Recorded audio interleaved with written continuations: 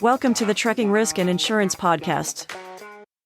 This week on Trucking Risk and Insurance Podcast, we have David Heller, the Senior Vice President from Truckload Carriers. And one of David's roles is to lobby the U.S. government on behalf of trucking companies throughout Canada and the United States. So with that, let's get to the interview. David Heller, welcome to the Trucking Risk and Insurance Podcast. David, I thought we would start off, if you would be kind to tell our guests and our viewers what it is that you do at the Truckload Carriers. Well, first of all, gentlemen, thank you for having me on. And at TCA here, I am the Senior Vice President of Safety and Government Affairs. Basically, in a nutshell, it is my job to understand just about anything and everything. And there certainly is a lot of anything and everything that gets talked about in DC as it pertains to legislative issues and regulatory issues, and be able to communicate that to the membership of TCA. So if you can imagine, just about every different conversation that I'm in can change from every 20 minutes or so to something entirely different. And then I get the pleasure of conversating and communicating with TCA membership about those changes and the effects it may have on carriers that belong to TCA. Well, I'm sorry. I imagine that includes a little bit of, language change up to get it out of the governmentese and bring it down to layman's terms for people to understand.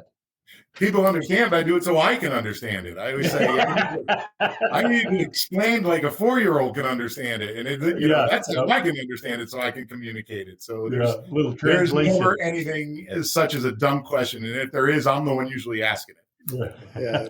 No, I know you do a great job. Every year, we're blessed that TCA does come up to Canada and does a bridging borders event, and this year was no different.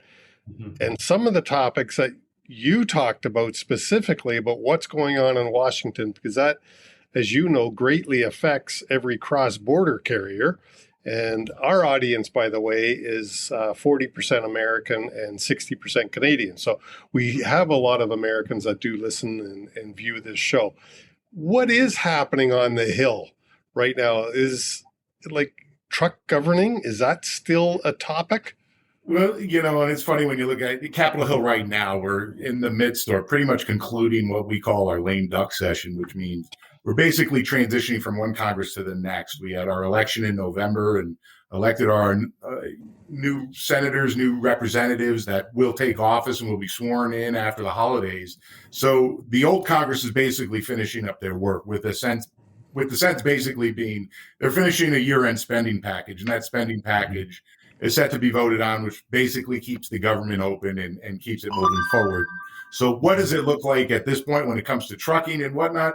Probably not much of anything in terms of governing. They'll look to the new Congress to start rolling ideas out through that regard. So where does that leave a lot of the big things that are happening, such as are they talking about governing? Because I hear that every now and again that they keep throwing out, are we going to govern the big trucks? Well, and that's a great question, because now there's a rule that's coming through FMCSA, which is regulatory in nature, in which FMCSA doesn't need congressional permission to move forward with governing or limiting speeds on trucks.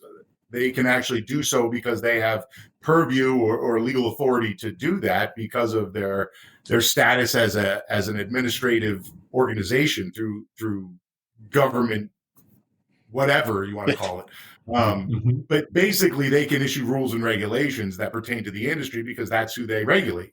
So in saying that, we're still in the midst of a speed limiting or speed governing rule, and we don't know what it looks like. Basically, they issued a notice of intent, if you will, or a supplemental notice of proposed rulemaking, advanced supplemental notice of proposed rulemaking that asks the industry, where are you on this? What does your speed program look like? And how do you perceive a rule laying out? The interesting part of this is when they did issue it, there was no speeds that they suggested were the right or wrong answer. They wanted industry to declare that more than anything else. So when industry came forward, they did so to the tune of, I believe, over 16,000 comments were submitted to the docket in relation to that. So when the federal government or FMCSA receives this amount of comments, they read every single comment that is whether it's on a scratch piece of paper, official letterhead, what have you, they're reading every word that's submitted before they can move forward with the next step. So it does take time. Nobody will ever accuse the federal government of being fast in its regulation. It's going to be a time lengthening process. So I would imagine at some point in 2023, probably the latter half of 2023, we'll probably see a supplemental notice of proposed rulemaking that might include what they perceive to be as speed limits in which fleets could be governed at. Make no mistake, too. Let's say this is not your grandfather's speed limiter. This is not set a speed and forget it. Technology has come so far so fast that you're looking at new technology that can allow for flexibility to be built into the driver's day. It can adjust for where they're driving. If they're in a 25 mile an hour zone, and again, I'm from the States, so I use miles per hour. But at the same point, it will adjust for that and adjust for that truck to go 25 miles per hour versus on the interstates where it may be 65 miles an hour, even 70 miles an hour. It could adjust for that as well. I know a lot of our members had filed comments. They use speed control programs as part of their safety incentives and give safety incentives or their safest drivers higher rates of speed because they have the experience. They know what it's like to operate safely. So they'll allow them to travel a few miles per hour, giving them some additional horsepower. So it's all across the board as to how this will actually work. And FMCSA is in the unenviable position of trying to decipher all the comments that were submitted to the forward with what is next. I was wondering, does TCA have a position on this?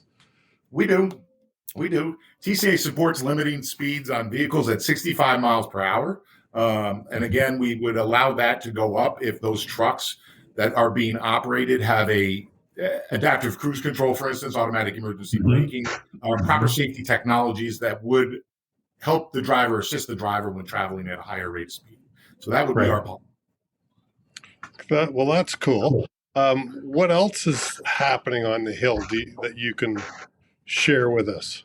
Oh, wow. It's a little bit of everything. 2023 is not going to be quiet. It's going to be a lot like 2022. There's still a need for drivers. I think FMCSA and the government are still looking to attract people to the trucking industry. We have that ongoing pilot program that is looking at the safety record or the safety performance of younger drivers and whether or not they are operating in a manner that is as safe or safer than their more seasoned counterparts. I think we're going to see a lot of news coming out on equipment at some point in the future as it pertains to environmental aspects and the issues that industry is dealing with when they're trying to upgrade their equipment. So I think 2023 will bring a lot of noise about that. And again, we'll still be dealing with misclassification issues with independent contractors. So it's all across the board, to say nothing of the fact that Congress is going to try and fix the truck parking issue.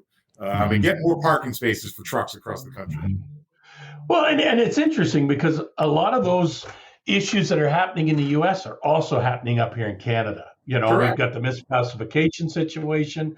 We've got ELD changes that are going on, and I know the U.S. is now looking at, should we go to a third-party certification process?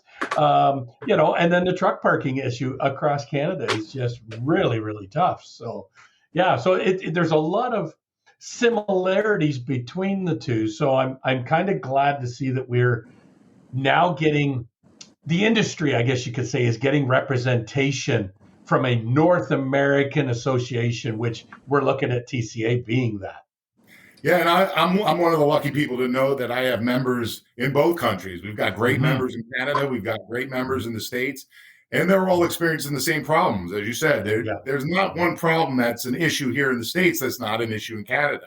And it seems to go about that play. Yes, we thank you for your third-party certification rule that FMCSA is now looking into. It.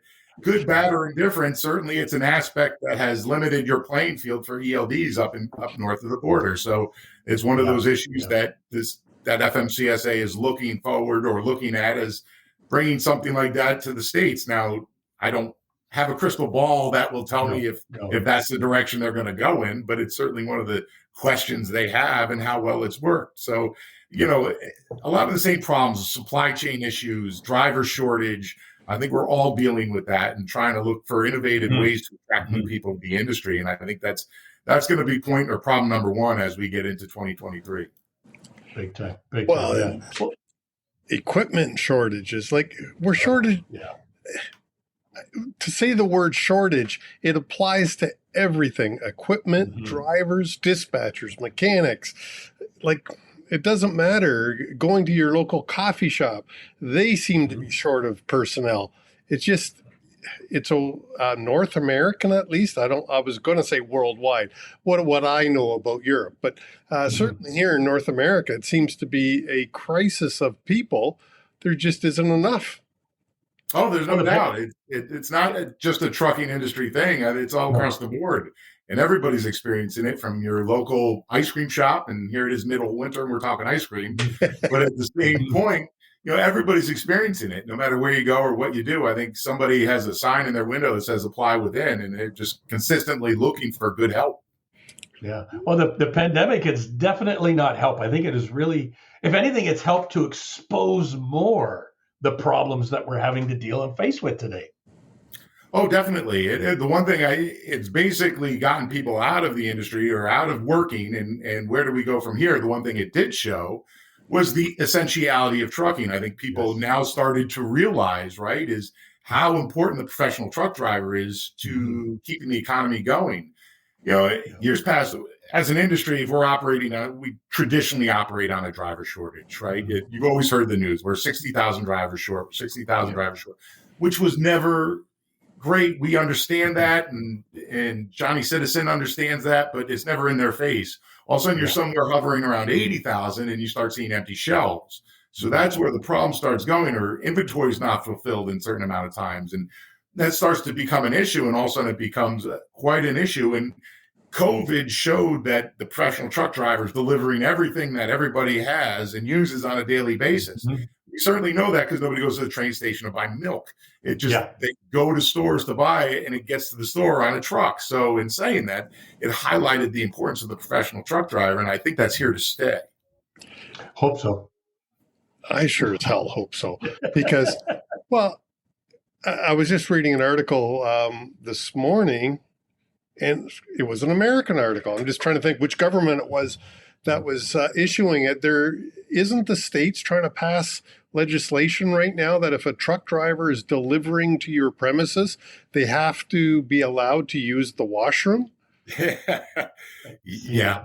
It's unfortunate that it's come down to that. And that's the reality. I don't, the fact that you have a truck driver working in today's society that would be denied the use of a restroom doesn't speak too highly of our society. If you got people delivering goods that you desperately need, let them use the bathroom if they need to. I think we've all can attest, and I'm not a truck driver, but I've driven on some long road trips. Sometimes you get to the point where you just got to use the bathroom. And it's not good for anything. So the fact that we have to get legislation in place to allow truck drivers to use restrooms when they need it is one of those issues that I don't know whether it's a good thing or a bad thing. Well, I was going to say they did it here in Ontario, early on, and it was like everybody's going, really? We need to do that? We need to put that legislation in place? Can't people just allow somebody to use a washroom? So it really made you scratch your head. Yeah, and I'm of the same opinion. It's like we've come so far as to now we have to issue legislation that would allow somebody to use the bathroom. So I know in the early days of COVID, I understand it because we didn't understand the disease and everything that it brought with us. So we wanted to limit everybody's exposure to other people. So I understand that. But this is a problem that goes back for many years. It's not a COVID issue. But anyway, I'm kind of glad to see it. And I know Ontario had to do the same damn thing. It's ridiculous that we've got to pass a law to treat somebody else with some dignity, but that's the society we all live in. I'm right there with you. Exactly. Well, yeah, I'd forgotten about that until I was reading that this morning in one of the news things that I get every now and again. But before we switch subjects, anything else that you want to share about Washington, what you're lobbying or what you're hearing? down there? There certainly is a lot of it. We've been doing a lot of work with truck parking. I'd say in the last couple of months, certainly kind of hammering the needle home. There was thought we might get increased dollars, and you need dedicated funding to help solve an issue like this. It can't be infrastructure dollars, which then allows discretionary dollars to go to the states. The problem with discretionary dollars is they're not earmarked for certain projects. And we just passed an infrastructure bill in the states in 2021, which consisted of 2021 dollars. Well, it's 2022, and those dollars are not the same. They don't necessarily go as far as they once did, do they? Yep. So you're dealing with a tug of war when you're looking at roadways, bridges, and truck parking. Who inevitably loses that argument? It's going to be truck parking, even though there's such a essential need for it and need for more safe and secure truck parking across this country, that there needs to be dedicated funding for it. And I think we had a bill that got introduced recently, which was basically almost an improved version of a previous bill that called for $775 or $755 million over 4 years to be dedicated towards this problem. And it becomes a question of, okay, this is there, and you have a lot of bipartisan support. You're just not getting a lot of movement. On days when what you and I would perceive as a great bill to pass through without getting attached to something much larger. So when you think of larger, massive spending bills with large dollars amounted to it, this goes in as a little sidebar in the realm of American politics and gets done that way. It just doesn't get voted up or down on its face value, which good bills like this certainly should, but it just won't. So I think 2023 will see some movement on truck parking with a lot of bipartisan support. I know there's a lot of action or activity over at FMCSA where they're starting to look at the National Roadway Safety Strategy, which is one of those strategies that the agency is looking at to help improve the safety record that the administrator inherited when she got confirmed through the U.S. Senate, which is obviously increasing in accidents and looking at ways in which those accidents can come down. Technology always comes to mind when you have this conversation, and that strategy is no different. I just have the luxury of representing carriers, as well as you gentlemen have the luxury of working with carriers who have this technology in place. So think automatic emergency braking, think lane departure warning systems. The success rate of those carriers that have had these things in place should trickle down to those carriers that do not and encourage their adoption, probably regulate it or mandate to put it in those trucks. So we're looking at things like that as it moves forward into the new year and what the agency wants to move forward with as well. So again, a lot of conversation. I think I'm hoping we see some movement on hair testing. I know Chris and I are kind of sitting there looking at hair testing. No guys with hair testing, but I'm hoping we see the incorporation of hair testing as an alternative measure for drug and alcohol testing policies, without a doubt. Right. Without a doubt. The numbers are there. They speak for themselves, and the ability to identify more people who use drugs on our roadways when they should not be is tremendous. Yeah. We definitely need this measure in place as it relates to the clearinghouse. Well, especially with drugs, with so many of the states, with Canada all legalizing marijuana,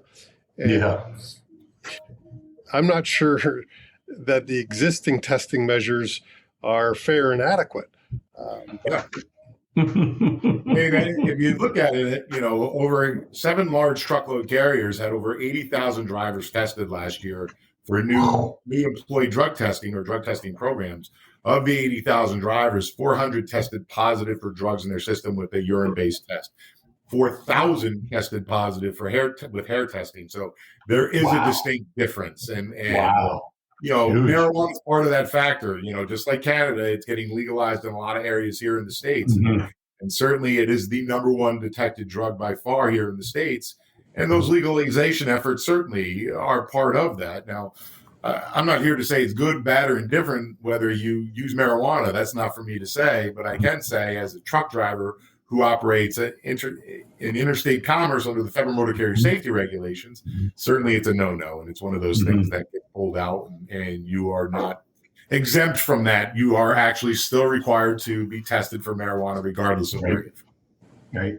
No, makes sense. It's just one of those things. We got to drive home road safety. It's the number one concern. I would think of truckload carriers. It's certainly the number one concern of John and I, because we're safety consultants. And we all drive the highways. Oh yeah. If I say it once, I'll say it again. Trucking in its basic form is delivering freight from point A to point B and doing so safely. Because if you don't do it safely, it doesn't get to that point B, does it? So that's what we're talking about here. And anything and everything we can do to up the ante on improving our safety numbers and reducing accidents, we certainly would do that and look forward to doing that. But, 2023 is going to be just as busy as 2022. And it just seems like every 2022, no stone was unturned. We were talking about anything and everything, and we'll continue. Yep. Well, I think you've hit the two big issues: drug testing and truck driver parking. There's going to be another one. This is trucking, so there's always more big issues. Things happen in threes, right? Hey, I wanted to ask if we can change lanes. We'll use a trucking acronym. Change lanes a little bit. Why should a carrier look at truckload carriers as a viable group to be a member of? That's a great question. It really is. And it's one we often get involved in, because I always say, why would you not seek an environment where you can surround yourselves with people who are going through the same issues, have the same problems? And if you're seeking solutions to those problems, invariably there will be people at our meetings that have done that or have gone down that road and achieved that solution. So it's an opportunity to be surrounded by like-minded people who are dedicated to making the industry better. I've been involved with TCA for 17 years, which is a long time in my book. And I don't think I've ever met a greater group of people who are dedicated to not only making improvements within their business, but also helping maybe a competitor, especially in the safety world. There's no secrets in safety, and being part of TCA exposes you to that environment where you can ask questions and get an honest answer of what other carriers have tried to do or have been successful in doing into solving a problem that you may have. And that's not because they're just large carriers or small carriers. It's carriers of all sizes that are hesitant to engage in those conversations.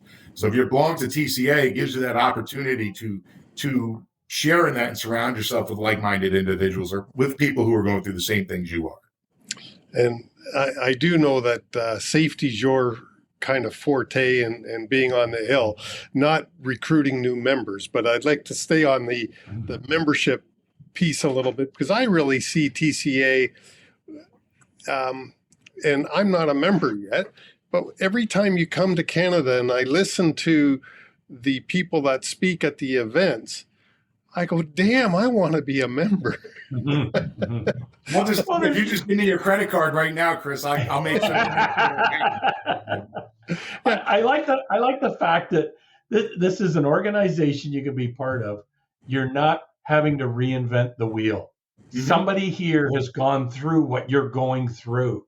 You have the ability to network with other like-minded professionals.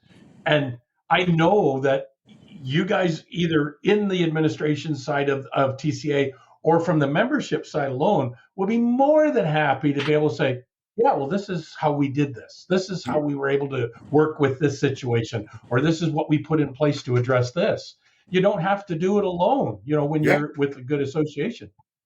No, and you're right. It's one of those proverbial open door policies, right? It's hey, somebody's got the answer to this. Somebody has dealt with this safety issue before. Yeah. Trucking's not new, and we're all gray haired here on this podcast. So we've been around a long time to know that a lot of the same questions come up, or a lot of the same problems arise by carriers, and we all know people that have encountered them and had a solution for them, or maybe tried something out that didn't work. I think we all have that experience, and being part and surrounding yourself, whether it's at our safety and security division meeting that we have in June, that'll be in San Antonio, or our annual convention in Orlando in March, or our Bridging Border Barrier Conference. I think it just shows putting people of like minds in a room to educate themselves, become familiar with problems that others are experiencing, because guess what?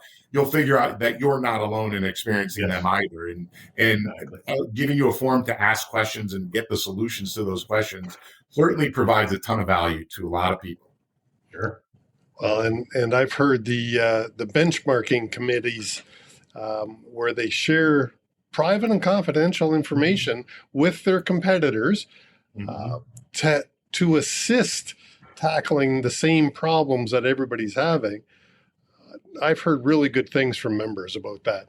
Oh yeah, it's all about operational efficiency at that point, and when they're getting into reading between the lines of what those numbers actually mean is a tremendous asset for those that are involved. The people that are involved in it cannot speak highly enough about it. I mean, they're almost a TCA salesperson in and of their own selves because of the rewards they've reaped from participating in this type of thing. And it just makes them overall better trucking companies. It makes them improve upon the bottom line and makes them make changes where changes need to be made. And maybe it's incorporating a piece of safety equipment into their operations that they didn't previously have before, looking at their operating ratios or considering a program that they hadn't considered before. It just it gets down to the nitty gritty and really opens some doors to the questions that people have, without a doubt. It's one of those things. If you're not a member, I don't understand why you're not. Give me a call and I'll put you in touch with somebody who can talk you into it. So it's just certainly without a doubt. The more people we get into this, the better off we are as an association. We can speak with one greater voice, and that's for our carrier friends in Canada, our carrier friends in Mexico, and our carrier friends right here in the United States as well. Well, I mean, let's be honest. What for us up here in Canada, what the Americans do is what we will do eventually. Yes. Exactly. And ELDs is a great example. CTA had wanted ELDs many years ago, and God, that was about 15 years ago, maybe. And it looked like the Americans were moving that way. So CTA said, let's just wait for the Americans to do it so that whatever we adapt, we can use cross-border without having to have two systems. Right. Well, that took a little longer than anticipated, I think. Yeah. Well, we learned our lesson because we all gave you guys hockey, and look how that turned out. So,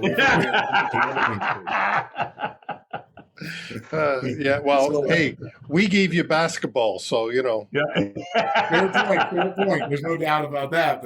But you're right. I mean, it becomes kind of one of those things. At this point in time, the border is really a very ambiguously blurry gray line, especially between the U.S. and Canada. I mean, our operations are so closely tied together, and I think the amount of carriers that now engage in cross-border operations has grown tremendously. You're no longer just a small business entity. A lot of people do it because the trade is there.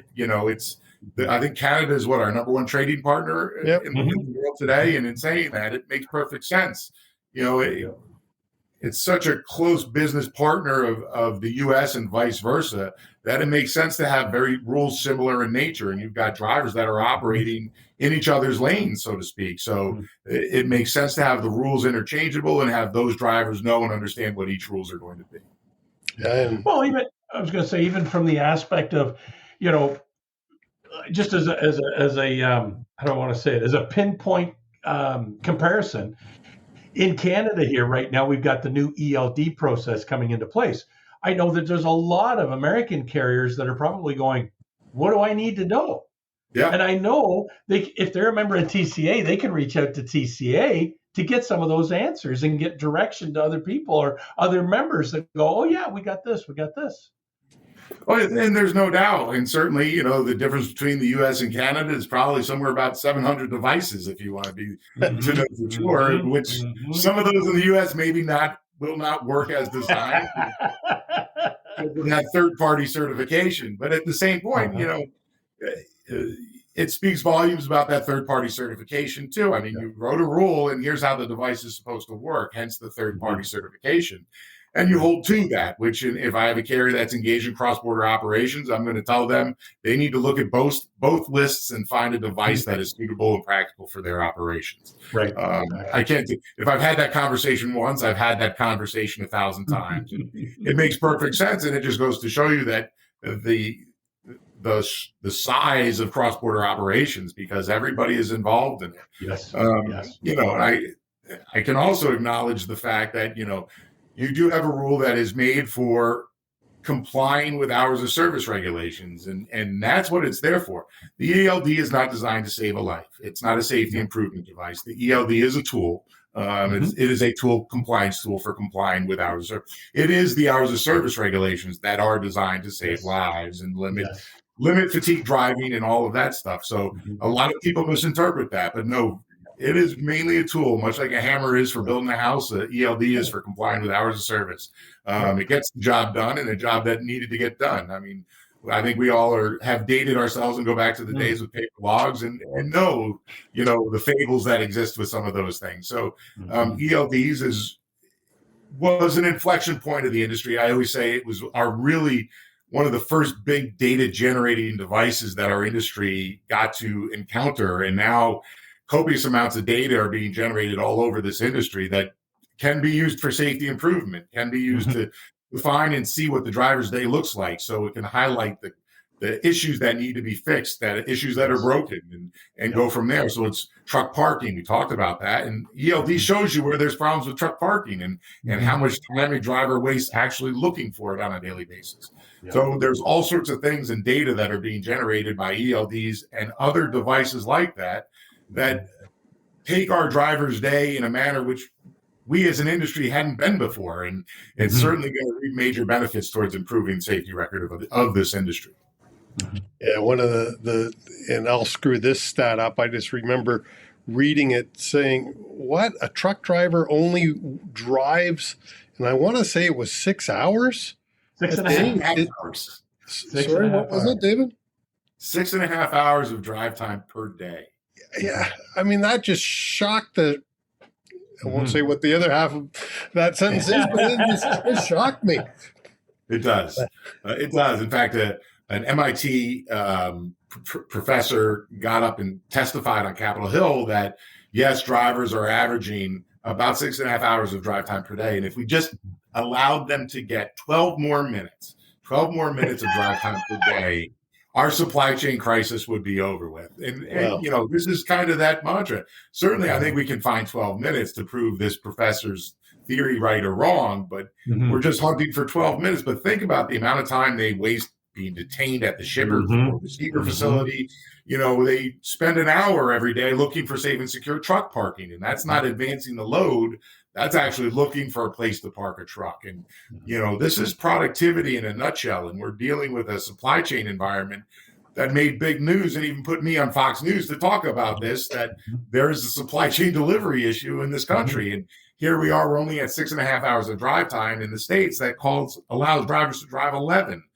So we're leaving drive time unused, and it's something that needs to be fixed. I mean, that if we can get productivity up to where it needs to be, I think we can start really, really moving a lot of freight.